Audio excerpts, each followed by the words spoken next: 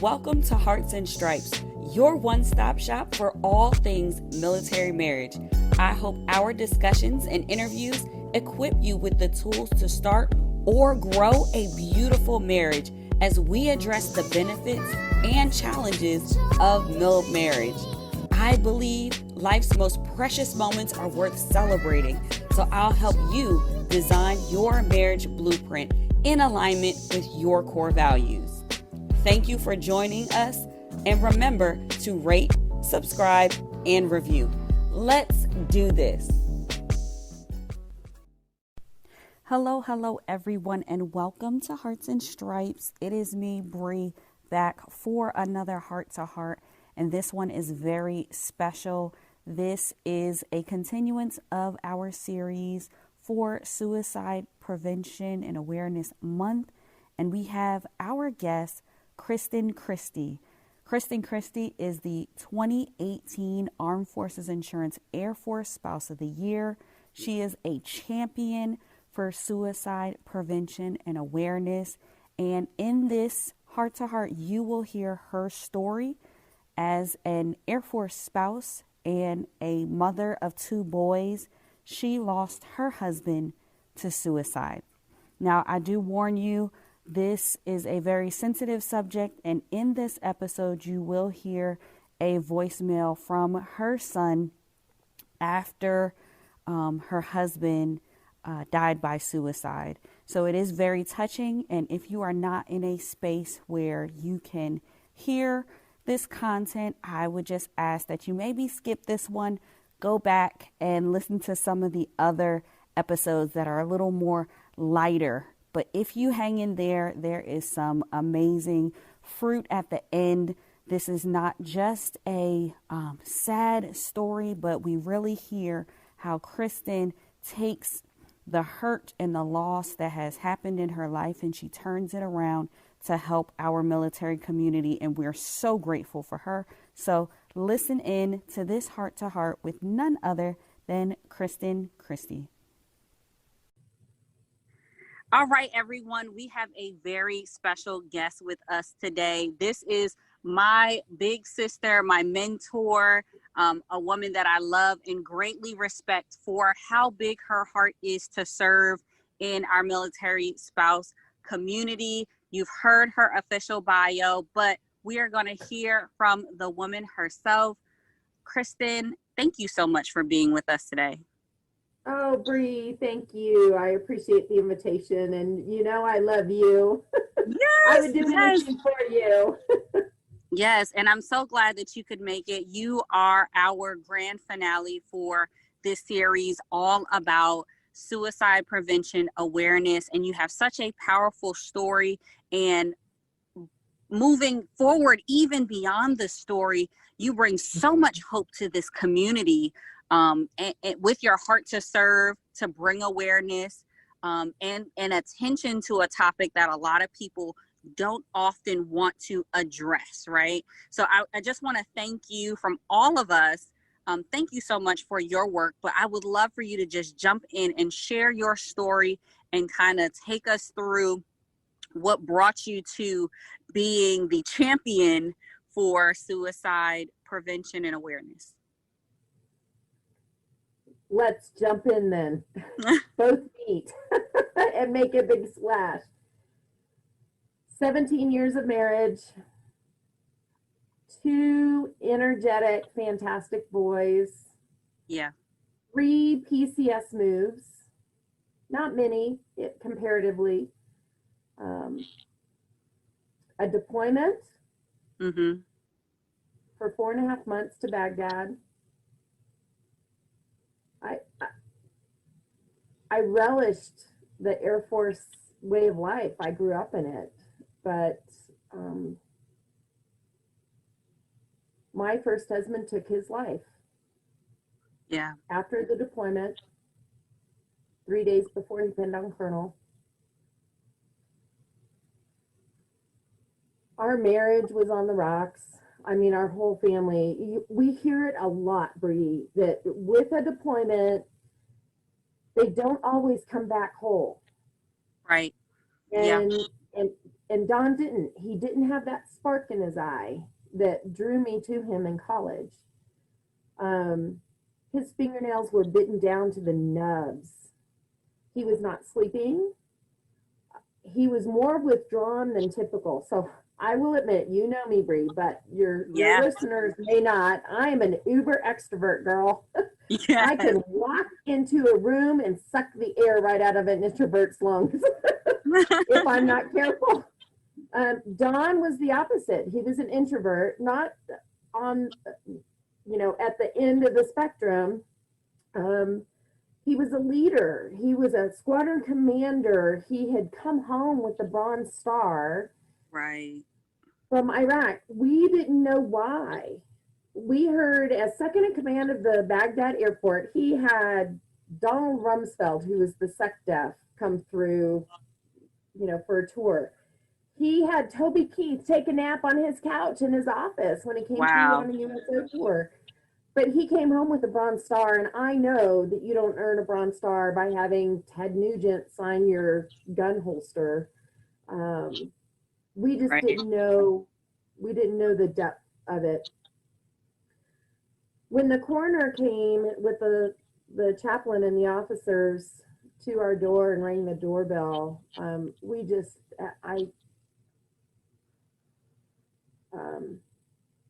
then I had to tell my boys. Yeah, take your time. 12 years ago. 12 years ago, but it's still very emotional because I failed as a spouse. I have regret. For a long time. I felt guilt until my counselor, because we all went to counseling, until my counselor helped me realize that feeling guilt is different than regret. I have regrets. I didn't do anything malicious. But I would definitely do things differently. I would show more grace to my husband. I knew something was wrong, and I thought that I was being compassionate, but he thought I was intrusive. And so I recommend that when people are in a situation like that, if they ask someone how they're doing and they say, "Oh, fine," but your gut and your heart is telling you they are not fine. Yeah. Be intrusive. Be compassionately intrusive. Hang around and don't pepper them with questions and things like that. Just be there. I talk about what our community did for us. Yeah. That night 12 years ago, after the coroner showed up and told us what had happened, that he took his life, I made one phone call. Just one phone call to a neighbor and a friend and my mentor. Pretty soon, my living room and my kitchen were full of people. Wow. I remember every single person who was in my house that night. I don't remember what they said. Right. Some of them didn't even say anything. They didn't even come up to us. They were there. So they showed up. So I recommend post-vention of any adversity, show up any way that you feel comfortable. Even if you're far away. My sister-in-law sent me flowers for Mother's Day. It was 3 weeks later. And she showed up in that bouquet of flowers. Wow. My best friend ended up staying 3 days with us, and she slept on Dawn's side of the bed. So it wasn't empty. Wow. How can you show up and then do something, not say something?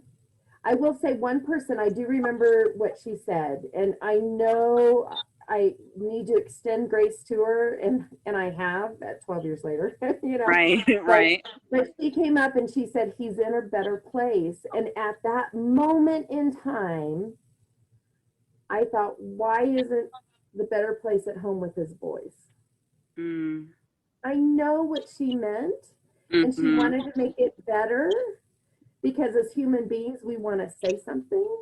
Yeah. And sometimes it's okay to say, I don't have the words for you, but you show up and you do something. my hairdresser came and cut the boy's hair before the funeral, and another friend took the boy shopping for a suit. Um, I have one friend who broke into my house the day after, and she was baking pancakes for me and the boys. Wow. But she had to break into the house to do that.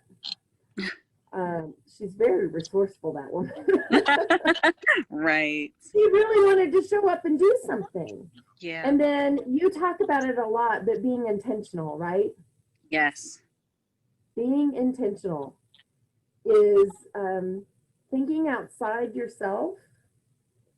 And I like to do that, especially when I'm feeling down, because when I can think of other people, then I'm not wallowing. It's hard because I'm considered a resiliency expert. But this COVID thing, I mean, there are times in life, you know, there's a saying, life is a tough teacher. We get the test first and then we learn the lesson. It is hard to be resilient during that test. Yes, absolutely. For anyone. Absolutely. We had someone who was also a resiliency expert at my previous base, Barksdale, and she actually died by suicide. And everyone in the community was so shocked because the thought process is these people have the answers. They know what to do. And you're absolutely right. Life can throw you curveballs, and in a moment, you can be facing something that you never thought that you'd have to face and be feeling a weight that you never thought that you'd be able to. And I just love how you talked about extending grace. And I appreciate your transparency and your honesty of feeling like you could have done things differently. Of course, hindsight is 2020, right? Even if you maybe did those things. Can I interject? I hope 2020 is hindsight pretty soon. In the year. I know, 2020, goodness. Yeah, scratch that. But yeah. Hindsight is a great teacher. But I appreciate you sharing your story and being transparent about your story, because if I could just break it down a little bit, you guys were doing the right things. Maybe your relationship wasn't in the best place, but it wasn't at the worst either, right? You didn't have any big signs that or red flags prior to going to a deployment or anything like that. It just, something changed during that deployment. And then I also just want to foot stomp that this was someone in a leadership position. I break down these things and I'm highlighting them for our listeners to understand that the check boxes that people say for looking out for things when it comes to suicide prevention may not always be the case for different scenarios. And what I mean by that is we are dealing with people and not a checklist of, are you this? Did you say that? Okay, now you need help. That's not how it works. Right. And when we're focused on that checklist, we miss the people, and then it's like, oh, I had no idea. But when we just, when we can concentrate on people, being intentional. Yeah. You know, I will say we've had 4 military spouse suicides here in Colorado Springs specifically, since January. From January to April, and it just breaks my heart. Where has our community failed these military spouses? And they range from 20 years old to in their later 30s. And I just, it's heartbreaking, because I remember what we went through and what my kids still go through. So I will say, Ben, our youngest, was 12 years old. Yeah. When his dad died. On his 20th birthday, that's 8 years after his dad died, I woke up and received this voicemail from my 20-year-old baby.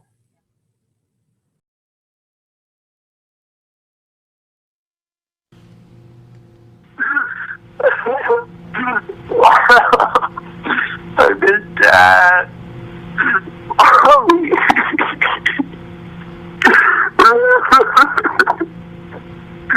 I miss Dad so much.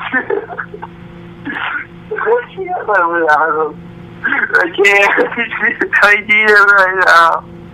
I need him so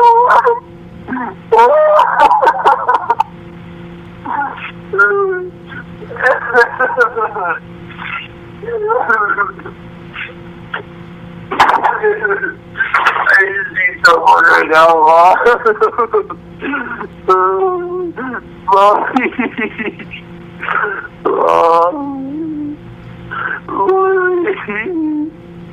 I need Dad right now. I can't live without him. It's the worst year of my life.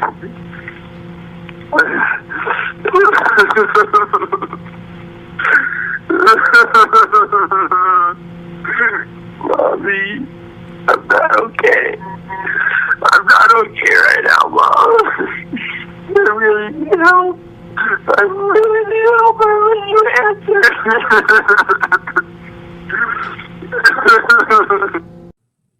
Wow. What were you thinking when you heard this voicemail? I thought for sure he was gone. He did attempt suicide that night. He was in Tucson at school. I live in Colorado Springs. And I fell to my knees. I had my cell phone off. He called at 1:30 in the morning. And I didn't get it until 6 o'clock the next morning. But that's where his community, his fraternity brothers, his roommates came alongside, got him to a hospital. He was on a 72-hour hold. I mean, and being so far away. Yeah. I would say being so far away, even if he was on the north side of Colorado Springs, just 45 minutes away. But it was hard. And what I didn't understand, I just didn't get why he would do that when he knew how much pain his dad's death put on us. That the weight of it. And he still can't explain that. And that's okay. He's fine now. He lives in California. He's a contractor at Edwards Air Force Base. He turns 25 on this month, and he's doing really well. Yeah. But it's not always that way. He has anxiety. He has depression. He has sadness. Like you had talked about the difference between depression and sadness. Yes. But our older son, Ryan, was 14 when his dad died. Yeah. At 16, he was diagnosed with bipolar, which typically presents in the early to mid-20s. He was diagnosed early because his therapist felt like the suicide triggered his bipolar early. Okay. And I think that if he had had the 5, 6, 7 years before it had presented itself, because it's not something you just catch, like a cold or anything like that. I think things would have been very different for him because he got into meth, he got into heroin, he ran away. We got him clean. He worked so hard to get off drugs. He had meth mouth, and our dentist gave him brand new teeth. He had started his own business. And September 20th of 2020 will be 5 years since I saw my son or heard from him. Wow. He's been missing for 5 years.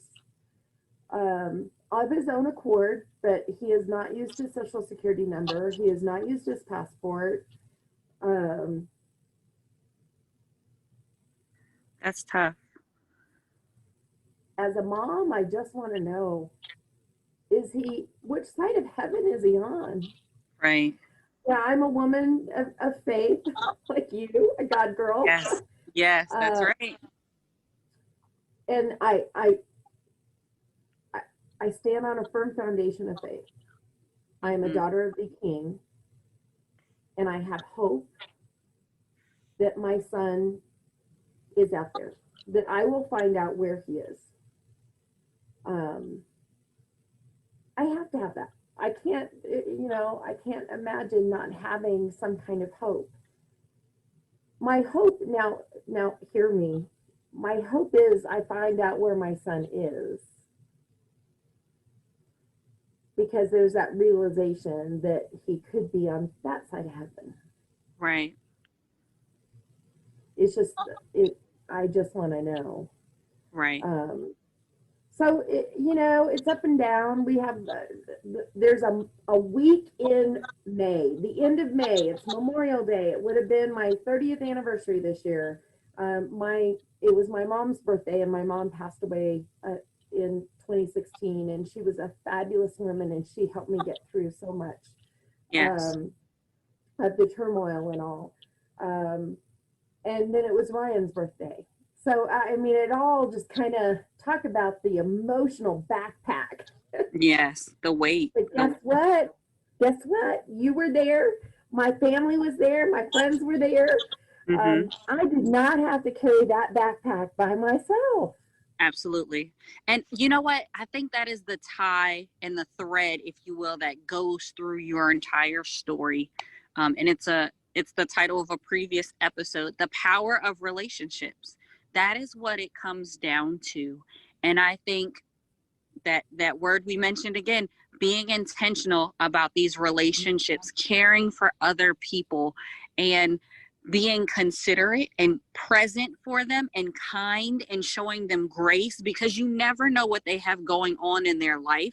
You don't know what their story may look like. Thank you for opening us up to receiving and hearing your story. And I love that the thread of relationships continues to carry out. I mean, we were talking yesterday when it came to suicide. You gave me a statistic about the tie to relationship and suicides. If I'm not mistaken, I think it was 40% of all overall suicides. This is talking about general population. The documented record for it is in relation to, or excuse me, is tied to relationship. It's relationship based. That was the cause or what was documented based off of that death by suicide or that attempt. And then you mentioned a very interesting fact for our military community specifically, which was it 16% is tied to relationships. Can you talk a little bit about that? So the 16%, Bree, is I had a call with the Joint Chiefs of Staff office, and she had told me that the 16%, the suicide rate in DOD is up 16% from this time last year. Wow, it's up 16%. Wow. Up 16%. Wow. And last That's year for the Air Force specifically was the highest year. It's I wish we could give people an option to live their life. To a lot of times they feel like they're a burden to their family or a burden to their community, and it's up to us to let them know they aren't a burden. Absolutely. One of the things, it's a little thing, but I have found it to be just illuminating. People wear name tags. Right. In the military, they have their name tag, right? Their name strip. Customer service, they have name tags. Right. Name an industry, and typically they wear a name tag. Why do they wear that name tag? So you can call them by their name. Very true. That is the name that their parents gave them. That is their identity. I am Kristen. Mm-hmm. You are Bree. Our parent, we've grown up with that. That has been a constant in our life. And when someone says, Bree, how are you today? They see you as a person. Right. They see you as an individual. My kids, their first day of school, their assignment was always the same. They had to come home with the name of someone who worked in the lunchroom and the name of a custodian. They had to do that. They had to find out everyone's name, but more importantly, they had to use that person's name during the day. That's good. Thank you, Mr. Watley, or thank you, Miss Smith. My youngest son, Ben, came home in 4th grade and he says, Mom, I know why you want me to say thank you, Mrs. Smith. I said, why is that? He said, she gives me more food. Oh, yes. And I thought it was a great lesson right then. I said, that is a benefit, but more importantly, she gives you more food because you see her as a person. It's not just someone giving you, you know, food through the cafeteria. You were seeing her, because when you say thank you, Mrs. Smith, you're looking her in her eyes, aren't you? Absolutely. He goes, yes. But the power in a name. And what's special is there are a lot of names I don't know how to pronounce. Yes, that is true.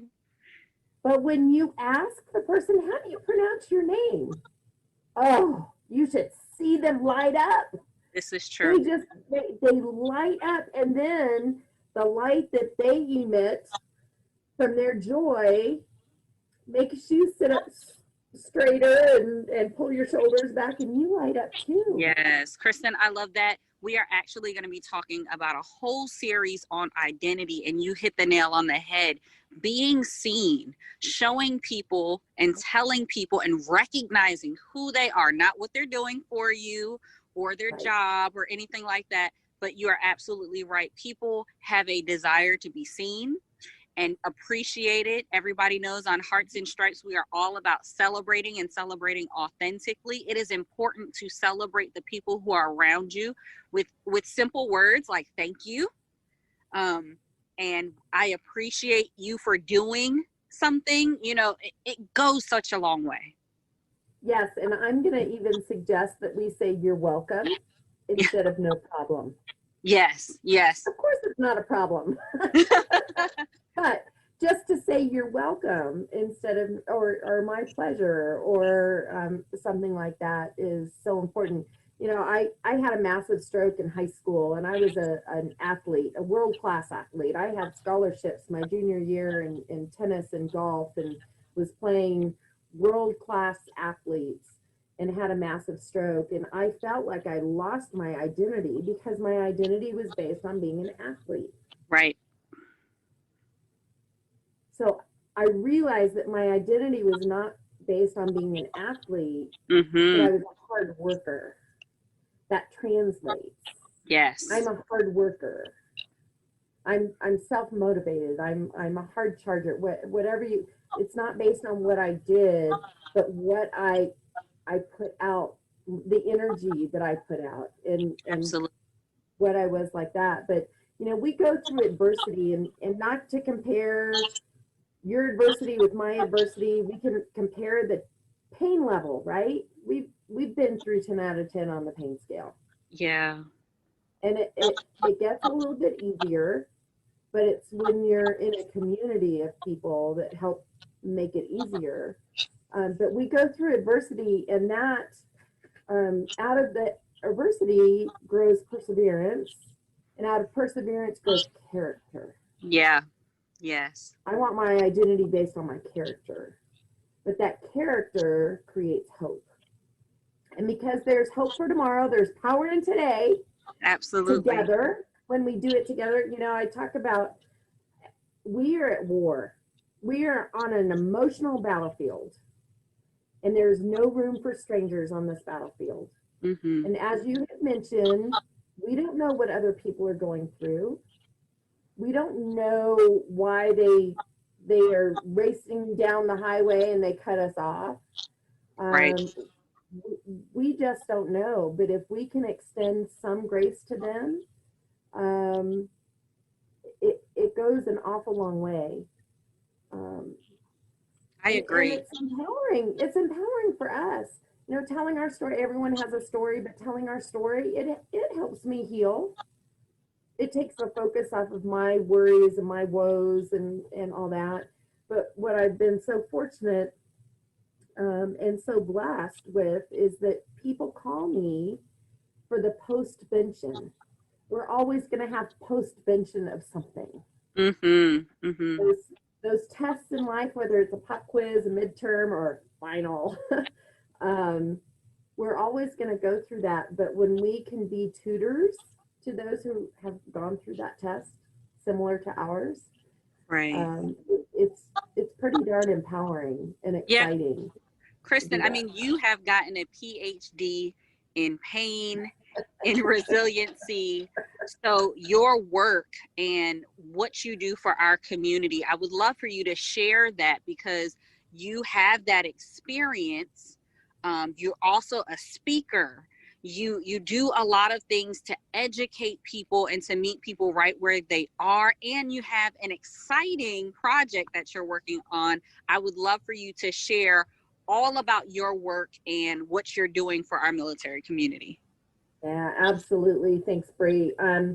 So I will say that I was working towards some of this stuff when I was named the 2018 Armed Forces Insurance Air Force Spouse of the Year, but that was my springboard. That opened up so many more doors. Oh yeah.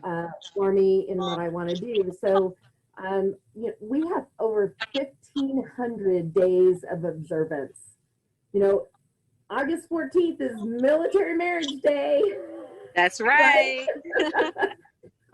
Today, so we are pre-recording this podcast, but today is National Guacamole Day. Look at that. We just have all these days. We don't have a Survivor's Day. We don't have a Resilience Day. And I think of all the years that we need a Resilience Day. Oh, yes. Right? Absolutely. So I have been working on this for 8 years. It was supposed to happen this year, but COVID threw a wrench in it. I had gone to the State of the Union address, which was a fascinating experience. It doesn't matter what your political leanings are. Right. An amazing experience. But National Resilience Day, and I'm this next year, hopefully it'll happen, is March 4th. Because no matter what the obstacle, we put one foot in front of the other and we march forth and conquer together. That's right. We march forth and conquer. We will be with you celebrating one way or the other. That's right. So March 4th is actually my anniversary. So I remarried 6 years ago to someone in the Air Force. Yes, go Air Force. We spoke the same language, Yes. Exactly.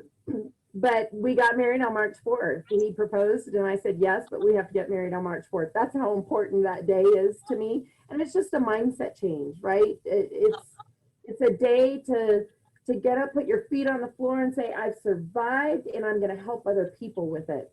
Yes. And in that vein, I've also helped with the 3-digit mental health crisis line. So you talked about Logic and his song, yes. the 1-800-273-8255. That's right. So that number will change to 988. Oh, awesome. Much like 911, we all know that, right? Yes, we sure do. Even little kids know that. We call that for a medical emergency. We also call it for a mental health emergency. But sometimes they aren't as equipped as if we could call a number like the National Suicide Prevention Line or Crisis Line. It's a number of different names, but it's the same number. The Veterans Crisis Line, the Military Crisis Line, it's all the same number. But to break down that barrier and to have a 3-digit number that we can call when we are in crisis or when our loved one or someone within our sphere of influence is in crisis. Just 3 numbers to do that is amazing. Yeah, I agree, Kristen. That is so amazing. It simplifies the process. And like you said, that 988, it sticks with people. They're going to know it. They're going to be able to utilize it when they need it. Because like you mentioned earlier, everybody doesn't have the words to say when they're in those situations. So why not rely on people who are trained or maybe can help in a different way? And I just love your work in that area. But that's not all. I know you've got more. It's not all. So can I say, in the midst of all this, my house still is not clean. I've been home since March and it's still not clean. I find other things to 2020. It's fine. Welcome. I find other things to do. Well, I had mentioned the 4 military spouse suicides that we've had in Colorado Springs. So it has really been on my heart. And typically I travel a lot. I go from base to base, installation to installation to speak. And I love doing that in person and connecting with people and, getting into the virtual side of things. But I decided we needed to do something for our military spouses here in Colorado Springs. So we have 5 military installations here in Colorado Springs alone. And so 4 of them have Airmen and Family Readiness or ACS for the Army. I talked to all of those organizations and they agreed that we should do this. We are doing a military spouse resiliency workshop. It's through my new nonprofit. I have a nonprofit. It's the National Veterans Vocational Village Foundation.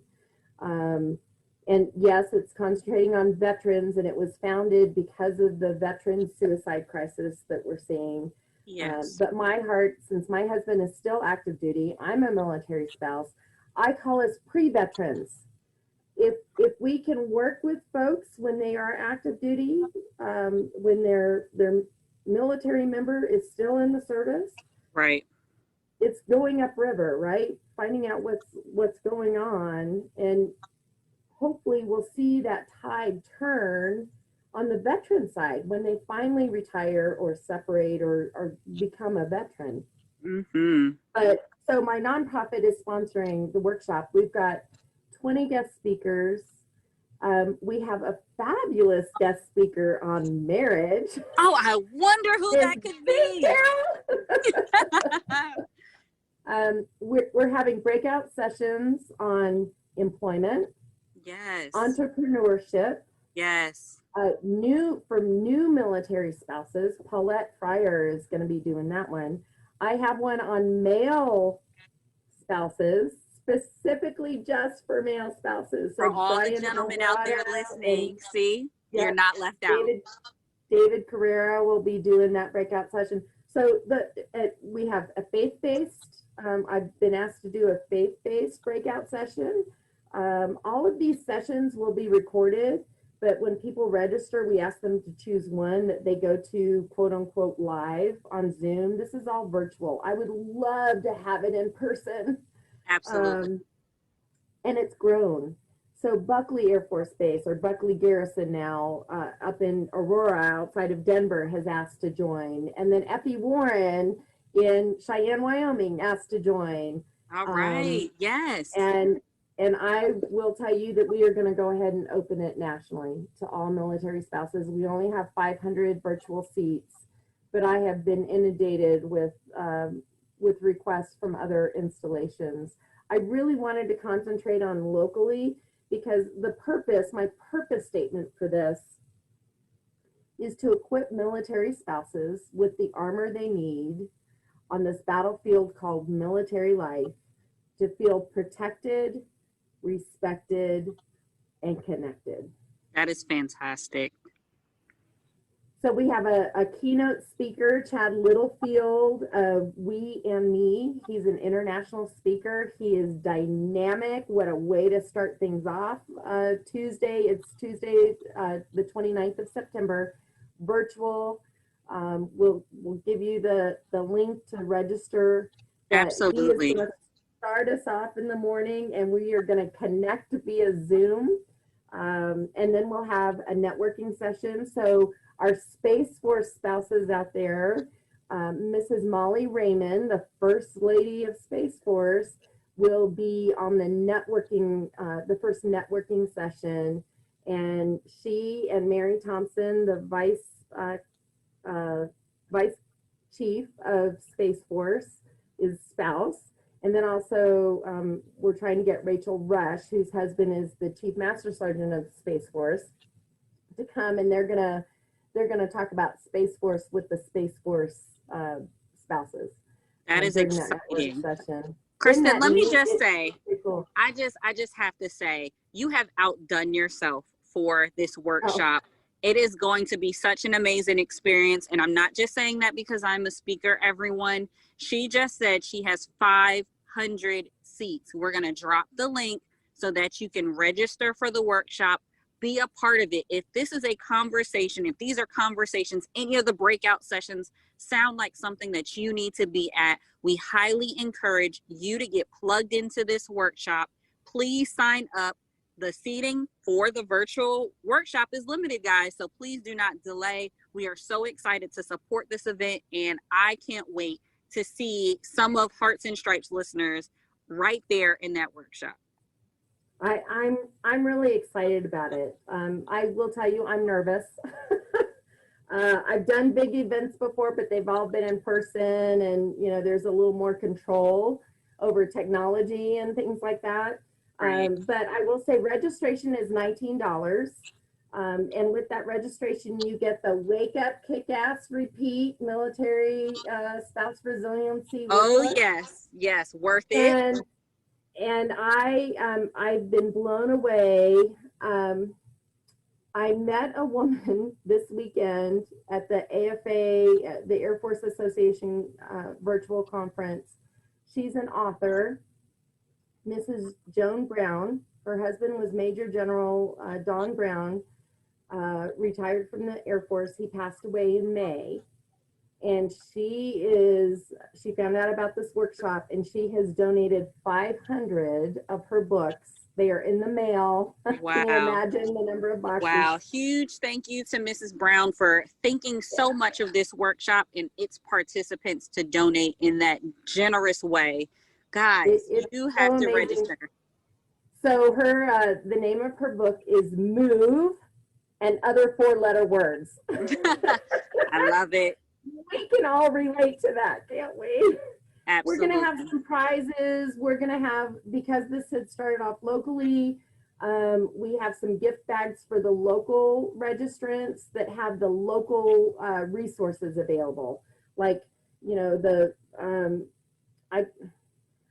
I call mental health the vector check. We all need a vector check, a compass check, right? Absolutely. The mental health clinics for each of the installations here in Colorado Springs. We've got some surprises.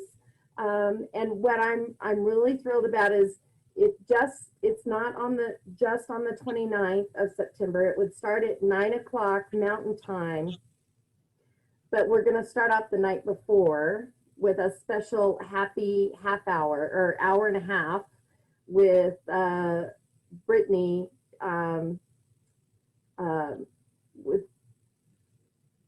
It starts the night before with a happy hour and a half with Brittany, our 2017 overall Armed Forces Insurance Military Spouse of the Year, who typically does Discover Your Spark. We don't have all the time for her to do Discover Your Spark, so she is going to do an intro session on creating a personal and family mission statement. That is amazing. I love it. I love that. Really successful businesses have a mission statement. What is your family? Let's be a successful family. It's relational. And how do you create a mission statement for your family that your children will understand and can live by, that will help with their character, and when they have adversities and they can overcome and they've got the tools. But really this workshop is about providing tools to spouses so they feel like they are valued, they are seen, they are protected, respected, and connected. That's beautiful. And now, Kristen, before I let you go, we have to touch on one of the highlights or one of the coolest things that I think you're working on. In addition to this workshop, you have some icing on the cake, utilizing technology to really reach people. Tell us a little bit about that.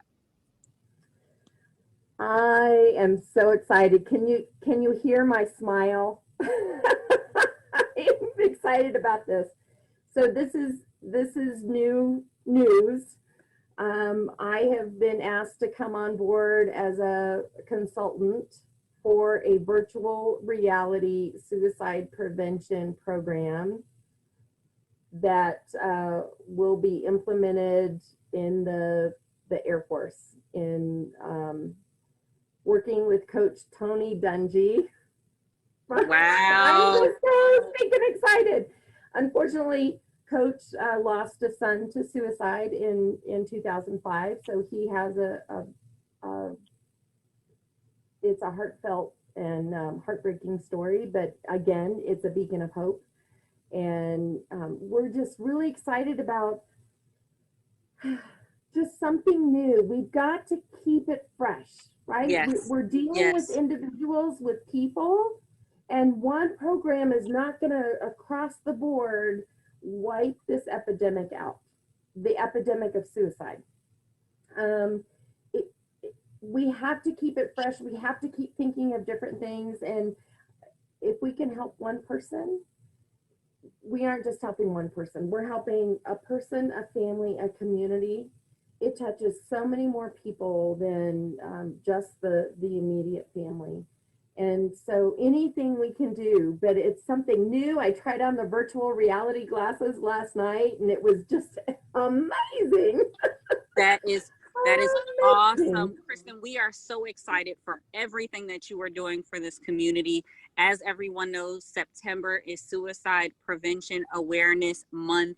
It is still time in the month for you to get plugged in with everything going on. Educate yourself, be intentional, utilize that power of relationships, get plugged into this workshop, and get connected with Kristen. Please let the listeners know how they can get in touch with you or follow along with the things that you are doing.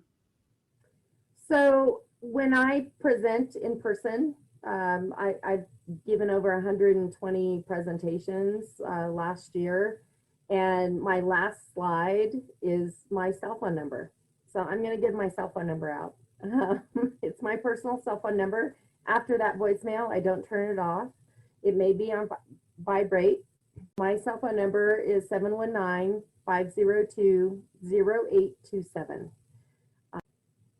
If I can be your emotional support human, let me know. Text me, call me. You can find me. There aren't many Kristen Christys in the phone book. The phone book? What's that? Now, there aren't many Kristen Christys. The website for the workshop is millspousestrong, all one word, .square.site, S-I-T-E. We'll get that link out to everyone. But yeah, I welcome it. If I can help in any way, I would be more than happy to do that. It would give me purpose and help fire that passion. And I just want to close that hope is not canceled. Wow. Kristen, thank you again for being a guest. This was a very special heart to heart, and from my heart to yours, thank you for being here. Thank you. Okay, everyone, let's jump right into our newest segment, the Heart Tracks. So Kristen has a very special relationship, and I completely love this track. Now that I've heard about it, she put me on. It is from Chadwick Johnson, and it is called Have We Forgotten? The track is written for the Air Force, so for our airmen, and it's very special. So that was her heart track selection. And because we could not find this exclusive new track on Spotify, we actually gave you a bonus from Chadwick Johnson. It is called Gone. You can head over to Spotify to listen to the heart track and also to listen to Hearts and Stripes. To find the link to all of this goodness, simply go to becarolevents.com/hearts Stripes, and you can check out the show notes. But that is our heart track for this episode. Thank you, Chadwick Johnson.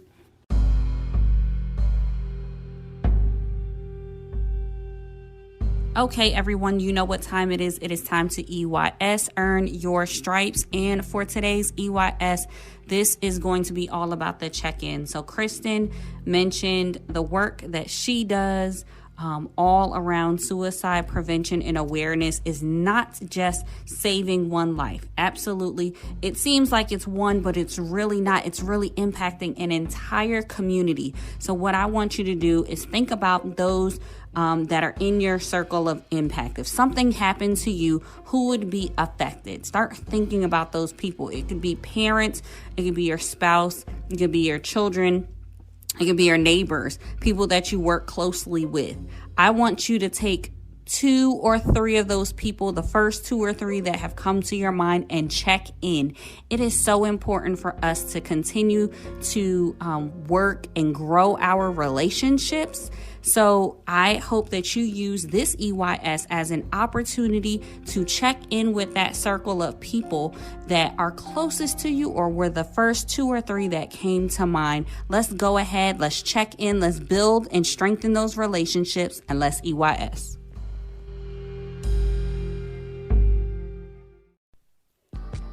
Thank you for tuning in. Remember to rate, subscribe, and review. This is Hearts and Stripes. We are the few, the proud, that aim high and are forged by love. Always ready, always there. We are Mill Marriage Strong.